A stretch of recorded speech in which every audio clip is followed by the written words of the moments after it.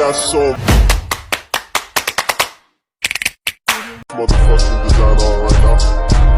Bring it down, bring it down, bring it down. I got 3 old guys to Assalamualaikum warahmatullahi wabarakatuh. Di sini saya akan menjelaskan tentang metabolisme mikroba. Stay to watching. Metabolisme mikroba, anabolisme dan katabolisme. Adapun tujuan dari pembuatan video ini adalah untuk memenuhi tugas akhir semester mata kuliah mikrobiologi dengan dosen pengampu Ibu Rizky Amelia Nasution, MSI. Baiklah, pada pembahasan yang pertama kita akan membahas tentang pengertian metabolisme mikroba. Mikroorganisme dalam hidupnya melakukan aktivitas metabolisme. Metabolisme mikroorganisme merupakan proses-proses kimia yang terjadi di dalam tubuh mikroorganisme. Metabolisme disebut juga reaksi enzimatis karena metabolisme terjadi selalu menggunakan katalisator enzim. Dalam metabolisme mikroorganisme, energi fisik atau kimiawi dikonversi menjadi energi melalui metabolisme mikroorganisme dan disimpan dalam bentuk senyawa kimia yang disebut adosina trifosfat atau ATP. Mikroorganisme misalnya bakteri dalam hidupnya melakukan aktivitas metabolisme yang bertujuan agar dapat melangsungkan kehidupan. Selanjutnya yaitu proses metabolisme. Proses metabolisme ini terbagi menjadi dua, yaitu yang pertama anabolisme dan yang kedua katabolisme. Yang pertama kita akan membahas tentang anabolisme. Anabolisme adalah penyusunan pengambilan zat makanan, pembentukan karbohidrat yang membutuhkan energi dan sintesis protoplasma. Anabolisme merupakan sintesis protoplasma yang meliputi proses sintesa makromolekul seperti asam nukleat, lipida, dan polisakarida, dan penggunaan energi yang dihasilkan dari proses katabolisme.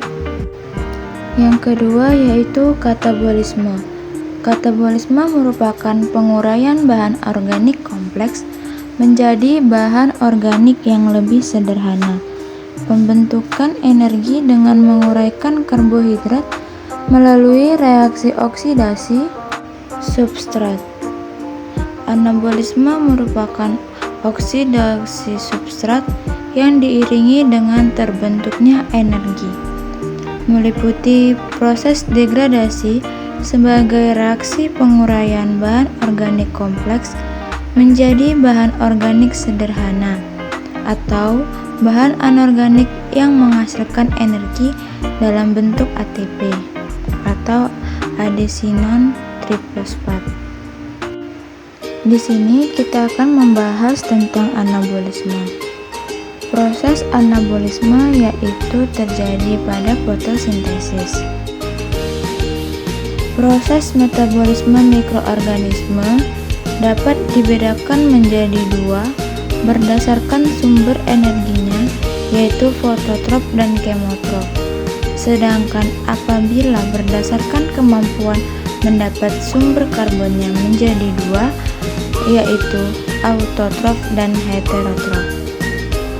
Mikroorganisme fototrof adalah mikroorganisme yang menggunakan cahaya sebagai sumber energi utamanya. Fototrof dibagi menjadi dua, yakni fotoautotrof dan fotoheterotrof. Di sini kita akan membahas tentang fotoautotrof. Organisme yang termasuk fotoautotrof melakukan fotosintesis. Sedangkan fotosintesis adalah proses mensintesis senyawa organik kompleks dari unsur-unsur anorganik dengan menggunakan energi cahaya matahari. Fotosintesis tidak hanya dilakukan oleh tumbuhan, namun juga dilakukan oleh mikroba. mikroba yang melakukan fotosintesis seperti Cyanobacteria serta beberapa jenis algae. Kemudian fotoheterotrof. Fotoheterotrof adalah kelompok kecil bakteri yang menggunakan energi cahaya tapi masih membutuhkan zat organik seperti alkohol, asam lemak, atau karbohidrat sebagai sumber karbon. Organisme ini meliputi bakteri non-sulfur, bakteri ungu, dan bakteri hijau. Metabolisme selanjutnya yaitu katabolisme. Proses katabolisme terjadi yaitu pada saat respirasi dan fermentasi. Baiklah, di sini kita akan membahas tentang respirasi. Respirasi merupakan proses terjadinya pembongkaran suatu zat makanan sehingga menghasilkan energi yang diperlukan oleh mikroorganisme tersebut. Jika oksigen yang diperlukan dalam proses respirasi, maka disebut respirasi aerob. Ada juga spesies bakteri yang mampu melakukan respirasi tanpa adanya oksigen, maka peristiwa itu disebut dengan respirasi anaerob. Selanjutnya yaitu fermentasi. Fermentasi adalah proses perombakan senyawa organik dalam kondisi anaerob menghasilkan produk berupa asam-asam organik, alkohol, dan gas yang kemudian dikeluarkan dari sel. Bila respirasi tidak bisa dilakukan, organisme harus menggunakan mekanisme alternatif untuk membentuk pasokan koenzim selama oksidasi glukosa menjadi piruvat.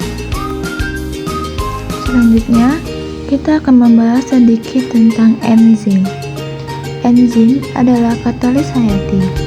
Katalis, walaupun dalam jumlah yang amat sedikit, namun mempunyai kemampuan unik untuk mempercepat berlangsungnya reaksi kimiawi tanpa enzim itu sendiri terkonsumsi atau berubah setelah reaksi selesai.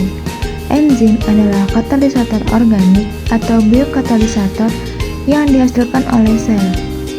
Enzim berfungsi sebagai katalisator organik, yaitu untuk mempercepat reaksi kimia. Setelah reaksi berlangsung, enzim tidak mengalami perubahan jumlah, sehingga jumlah enzim sebelum dan setelah reaksi adalah tetap. Mekanisme kerja enzim. Enzim meningkatkan kecepatan reaksi dengan cara menurunkan energi aktivasi. Energi aktivasi adalah energi yang diperlukan untuk mengaktifkan suatu reaktan sehingga dapat bereaksi untuk membentuk senyawa lain. Energi potensial hasil reaksi menjadi lebih rendah, tetapi enzim tidak mempengaruhi letak keseimbangan reaksi. Saat berlangsungnya reaksi enzimatik terjadinya ikatan, sementara enzim dengan substratnya reaktan. Ikatan sementara bersifat labil dan hanya untuk waktu yang singkat saja. Selanjutnya, ikatan enzim substrat akan pecah menjadi enzim dan hasil akhir. Enzim yang terlepas kembali setelah reaksi dapat berfungsi lagi sebagai biokatalisator untuk reaksi yang sama.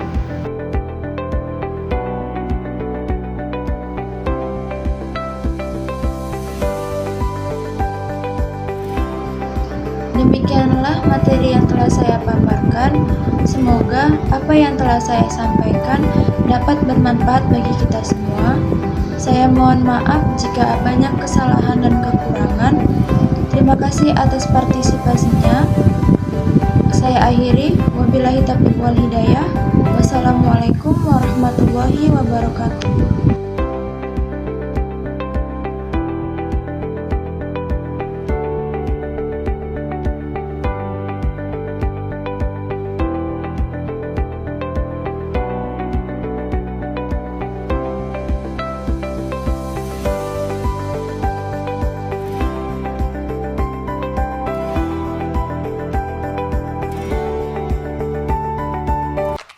Jungle.